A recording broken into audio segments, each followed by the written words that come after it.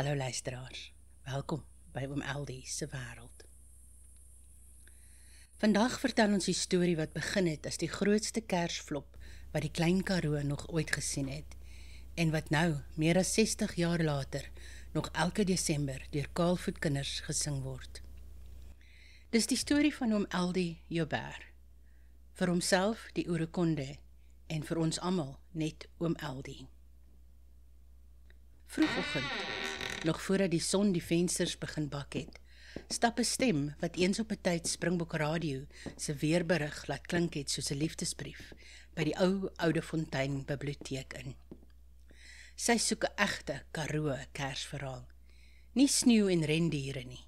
Iets wat ruik na Karoo bossies, lavendel en stony gingerbeer. Juffrou Ruda de Wet, die bibliotekaresse, lag hardop. Oom Eldie Joubert, ja, vir homself is hy die Orekonde, hy wat alles weet. Vir ons ander is hy maar net Oom Eldie, die laventeloom met die persbandyna en die mond vol antwoorde. Sy weet waarom om te kry, Oudtshoorn se landbouskou, tussen die lucernbale en sy angora konyne, agter sy lavendelstalletjie. Hy staan daar in 'n swart hemp, laventelbandana om sy kop, en preek vir elke verbyganger. 3 druppels agter die ore en jy slaap soos 'n dooie, 2 in die bad en jou vrou vergewe jou alles, 1 op die tong en jy praat net die waarheid, maar moenie dit probeer nie, jy gaan in die moeilikheid kom. Gaan vra hom, sê juffrou Ruda, maar vat 'n botteltjie olie saam. Dis die enigste fooi wat Oom Eldie aanvaar, al noem hy homself die Orekonde. 'n week later kom die boodskap terug. Hy het ja gesê, maar hy sê ek moet dit vertel, want Oom Eldie praat te stadig vir radio en die Orekonde wil nie hê mense met sy stem herken nie, dan kom vra almal weer raad oor siekbokke. Donderdagmiddag kom die koevert. Dit ruik sterk na lavendel, met 'n waarskuwing, geen wysigings nie, as 1 komma skuif, kom die Orekonde persoonlik die mikrofoon met lavendelolie salf. En hier is dit, presies soos Oom Eldie dit geskryf het, of soos die Orekonde dit wou hê. Soos deur Oom Eldie geskryf. Desember 1963. Dominee Visser vang my by die koöperasie vas. Oom Eldie, skryf vir ons 'n nuwe kerslied. Iets wat by die Karoo pas. Ek, die Orekonde, sê natuurlik ja. Ek sit 'n hele week onder die willevy en krap. Ek wil 'n lied hê wat klink soos Kersfees hier. 42 grade, die son bak, die windpomp kreun, die honde blaf, en die ooms wag al van 11 uur af vir die 12 uur se klipdrift. Vrydag dink ek's klaar. Ek sing dit vir Ramapoy. Hy sê, dit klink of die trekklavier in 'n doringbos geval het. Ek vat dit as hoë lof, veral van hom af. Saterdag gee ek dit vir die dominee. Hy lees. Sy gesig trek op 'n knop. Oom Eldie, is jy seker? Dominee, die Orekonde maak nie foute nie, hy maak nuwe tradisies. Saterdag aand, kerk stampvol, warm. Mense waai hulle koel met die gemeente se aankondigingspamflette. Dominee kondig aan.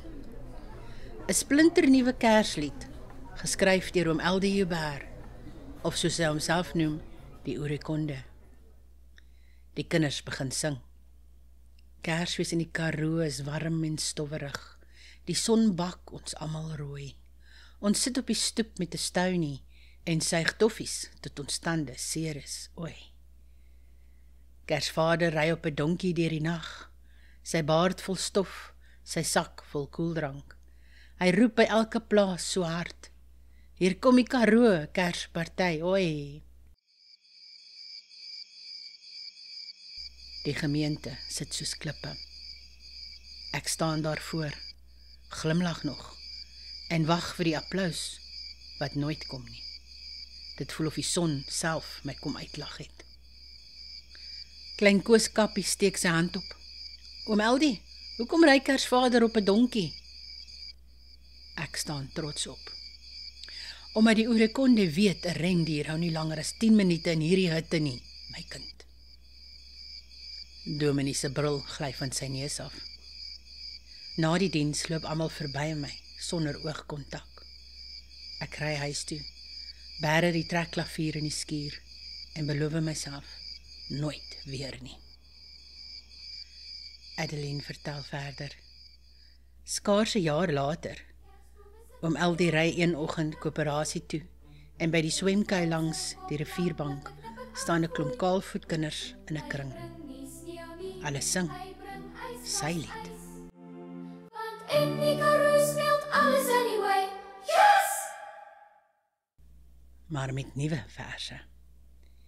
Een hardloop na die bakkie. Oom Eldie, kom sing saam. Hulle begin van vooraf.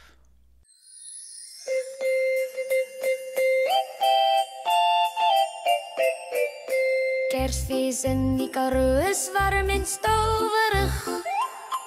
Die son bak ons almal rooi. Ons sit op die stoep met 'n stonie en suig toffies tot ons tande seer is oei. Kersvader ry op 'n donkie deur die nag. Sy baard vol stof, sy sak vol koeldrank. Hy roep by elke plaas so hard. Hier kom die Karoo Kersparty oei. Oom Eldie staan daar yskoue stounie in die hand en glimlag vir die eerste keer in 'n jaar breed. Daai selfde aand is daar weer Kersdiens. Dominee Visser kom na hom toe. Oom Eldie, die kinders wil jou lied sing, al 21 verse. Hulle klim op die verhoog en sing tot die dak bewe. Die laaste vers wat almal saam brul. Die Orekonde het die lied gemaak met sy kop. Ons het dit reggemaak met ons hart se klop. Want Kersfees is nie perfek nie. Dis net ons sin. En dis hoekom ons lag tot die son weer opkom. En van daai aand af word dit jaarliks gesing. Elke Kersfees tot vandag toe. Oom Eldie het gedink hy's die Orekonde wat alles weet. Hy het 'n flop geskryf. Maar die kinders het dit gevat en gesê, dankie, oom Eldie. Hy is albei, ja. En dis die voorspoedige fout, iets wat sleg begin het, en toe vat die kinders dit en maak het hulle eie. En elke Desember hoor jy dit nog. Kaalvoetkinders wat sing oor stounie, donkies, kameeldoringbome met katoensneeu. En 'n ou man wat vir homself die Orekonde is, maar vir ons net oom Eldie bly. Want in die Karoo maak dit nie saak wat jy jouself noem nie. Dit maak saak wat die kinders van jou maak. Dis al vir vandag, luisteraars. Dankie dat julle saam met ons in oom Eldie se wêreld gekuier het. As jy hierdie Kersfees kinders hoor sing oor Kersvader op 'n donkie, dan weet jy, die Orekonde was weer reg. Per ongeluk, maar reg. Tot volgende keer. Geseënde Kersfees.